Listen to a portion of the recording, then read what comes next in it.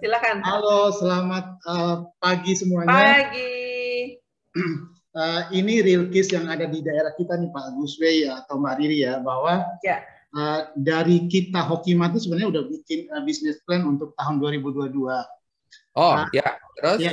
namun kenyataannya sekarang ini memang di daerah kita ini lagi menjamur datangnya nasional key account seperti Alfamart dan Indomaret. Bahkan jaraknya dengan toko kita itu nggak jauh-jauh sekali Pak, mepet banget gitu. Nah, pada saat kita bisnis plan itu, kita juga nggak mempertimbangkan juga atau mempertimbangkan juga terhadap datanya itu. Nah, apa yang mesti kita antisipasi nih terhadap datanya? Tahu sendiri kan nasional key account itu dengan segala macam yang dia punya, yang memang kalau kita bersaing memang butuh effort yang luar biasa gitu loh. Mohon penjelasannya Pak, thank you. Ya, oke. Menyadari itulah, maka kan Bapak sudah menjalani tahun 2021 sudah ditemani oleh kompetitor skala nasional, bukan lagi skala lokal. Iya. Bapak sudah tahu dampaknya. Itulah mengapa kita harus menyusun business plan, dan business plan yang disusun harus smart. Ya, harus smart, harus memenuhi syarat spesifik, measurable, terukur, achievable, mampu kita wujudkan, relevan, segala hal yang kita akan lakukan harus relevan dan timely, harus jelas batas waktu, jelas time frame-nya. Nah, mengapa kita harus bikin business plan? Mempertimbangkan segala variabel.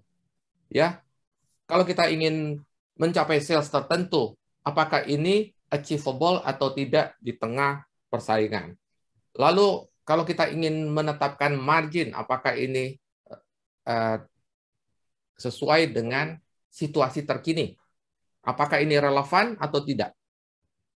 Semua dipertimbangkan.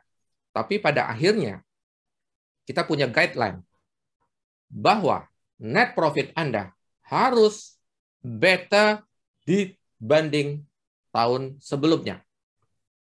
Ya, karena pada akhirnya Pak Farouk, sales, gross margin, itu semua adalah alat untuk mencapai tujuan yang paling hakiki, yaitu net profit.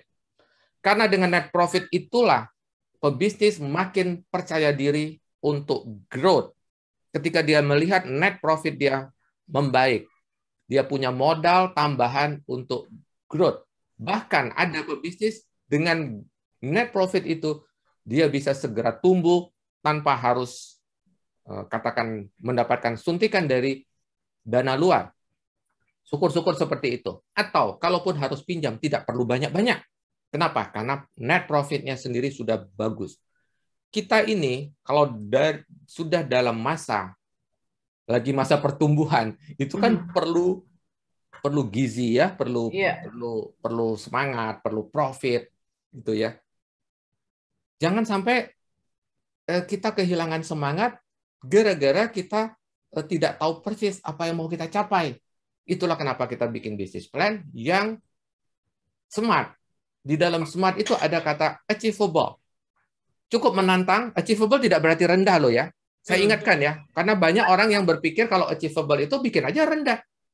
Justru itu bahaya sekali. Anda bikin kerendahan, dengan gampang Anda capai, apakah Anda termotivasi? Tidak, Anda tidak termotivasi. Terlalu gampang untuk dicapai, dan yang pada akhirnya apa? Net profit Anda cukup menggembirakan nggak untuk memotivasi Anda untuk tumbuh? Itu challenge, itu tantangan. Ya. Terlalu mudah juga tidak membuat Anda happy, percaya dengan saya. Terlalu keras bisa mendemotivasi juga ya. Gila-gilaan. Pasang target gila-gilaan. Dan ternyata tidak tercapai. Apakah memotivasi? Tidak. Itulah mengapa proses bikin bisnis plan memang tidak bisa cepat, Pak. Tidak bisa buru-buru. Ya, kenapa kita butuh 2 bulan, 3 bulan di muka sebelum ganti tahun? Karena memang prosesnya tidak bisa buru-buru. Pak Farouk ngerasain kan sekarang. Ya. Kalau tahun lalu kok rasanya lebih gampang, tahun lalu enggak. Karena tahun lalu Bapak tidak dipaksa untuk detail. Ya. Sekarang saya punya banyak waktu untuk membuat Anda detail. Jadi Anda merasakan kok tahun ini bikin bisnis plan sampai mendekati ujung tahun aja kita masih belum ketok palu. Karena kita ingin memastikan bisnis plan kita achievable, ya, smart, ya, specific, measurable, achievable, relevan, dan timely. Iya. Segala sesuatu diperhitungkan, Pak Farouk. Silakan, ada lagi? Lanjut, ini siapa ya namanya ya? Pakai Brad Mart. Ini kalau nggak salah nama samarannya Brad Pitt. Kalau nggak salah. Brad Pitt. Gimana cara kita mengukur keberhasilan bisnis plan? Kapan yang tepat untuk menghitungnya? Keberhasilan bisnis plan di 2022, ya. Bulan per bulan, Anda akan tahu apakah Anda berhasil mengeksekusi bisnis plan atau tidak. Gimana caranya? Business review. Anda harus melakukan business review setiap bulan. Bahkan sebelum business review dilakukan, Anda harus memantau daily sales. Apakah Anda memenangkan pertempuran-pertempuran kecil setiap hari untuk memenangkan perperangan Anda 1 bulan?